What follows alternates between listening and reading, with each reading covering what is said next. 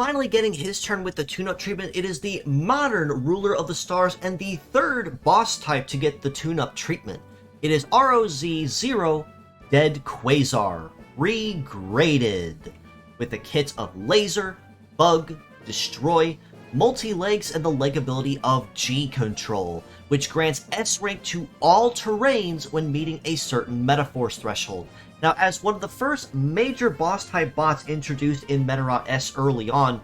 Story Mode Arc 3 specifically, where it first debuted as a boss type, and the modern replacement to Zero Suicide when it was first announced, Dead Quasar is basically an all-in-one package that you can use right out of the box from square one, and with such a diverse amount of skills, he can fit a lot of roles as a utility-based fighter no matter where you put him. Laser on the head part, and the most predominant form of damage that he will be dealing is a optic-based attribute skill that will deal a times 1.5 damage bonus at a 30% charge, and a times 2 damage bonus at 100% charge.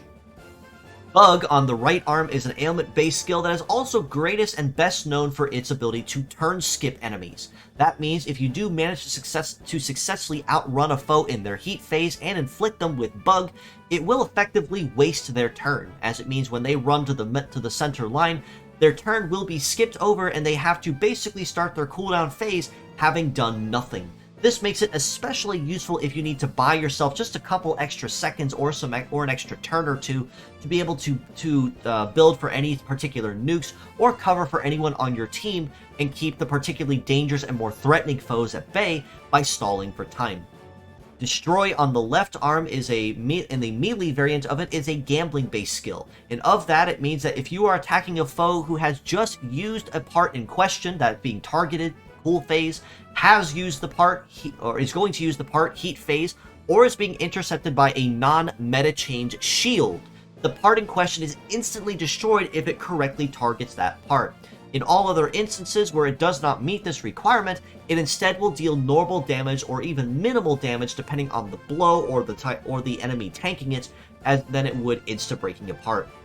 Still, it is wonderful for its use as a shield buster and a deterrent to enemies using shields, as more often than not I found that if there is a destroy skill in play, it does typically tend to scare the enemy AI into not really using the shield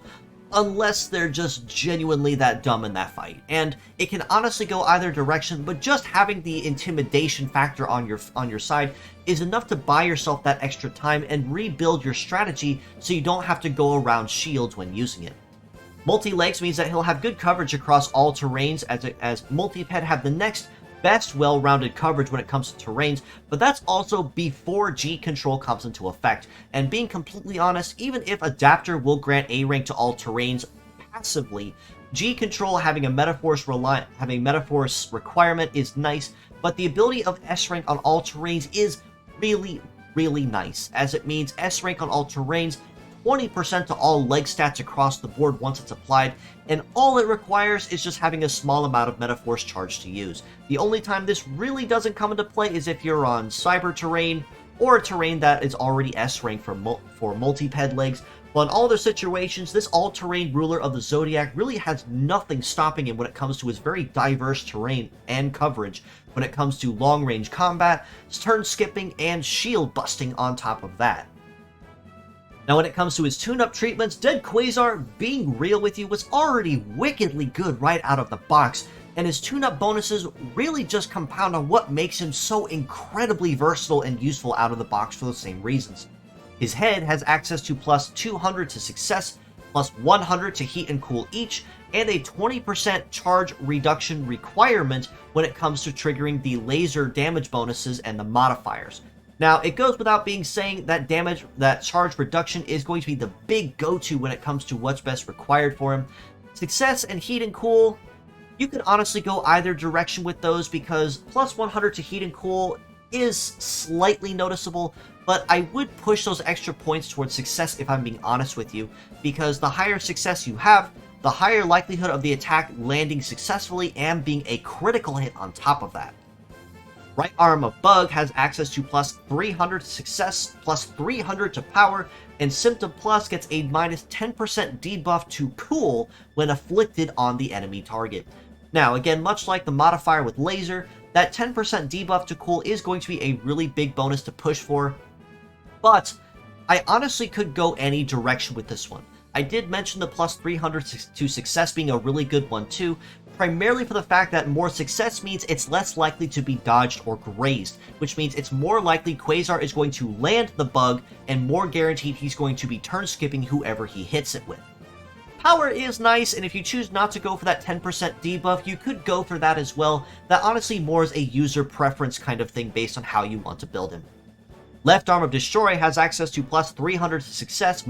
and 300 to power, much like his other arm, but instead will also get a plus 100 each to heat and cool bonus. Now, much like it is with the right arm, you could honestly go any direction with Destroy and not really go wrong with it. The plus 300 to success and power is going to be pretty moderately noticeable once it is applied on the field, and again, that extra success does mean it is less likely to be dodged or grazed, and more likely for you to land a crit with that hit, making it even more painful than it is before. So again, user preference here when it comes to how you want to spread load those tune-up points, and I'm going to leave it entirely up to you outside of my recommendations.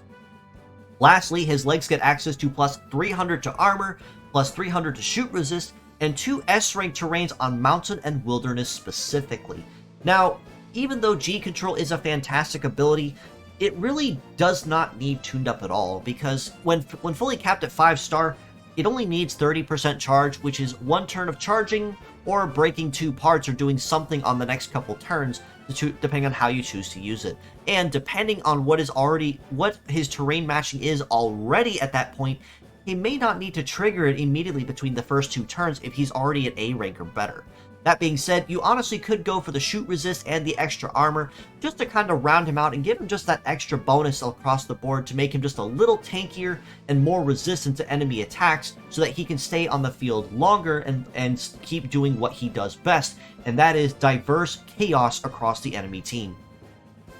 All this being said though, wrapping it up, his original pure set and mixed parts scores, he was one of the first boss types I graded at a 10 out of 10 must-have and a 9 out of 10 for his pure set score. And the only real reason I graded him at a 9 out of 10 at that time is because overclocking metals did not exist. So you had to really choose if you were going to go for a melee build or a shooting build with him. But thanks to new updates and quality of life changes since then, and now the ability to overclock metals to level 200, that is no longer something holding him back. And for that reason, plus his tune-up bonuses, I absolutely, and he still has to very easily maintain his new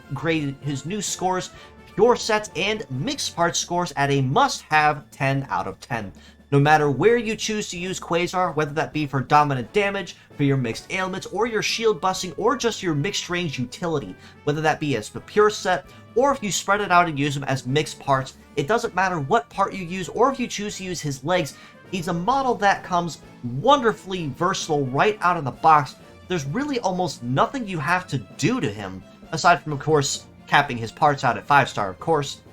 that you really have to do to really make him great. Because Bug, Destroy,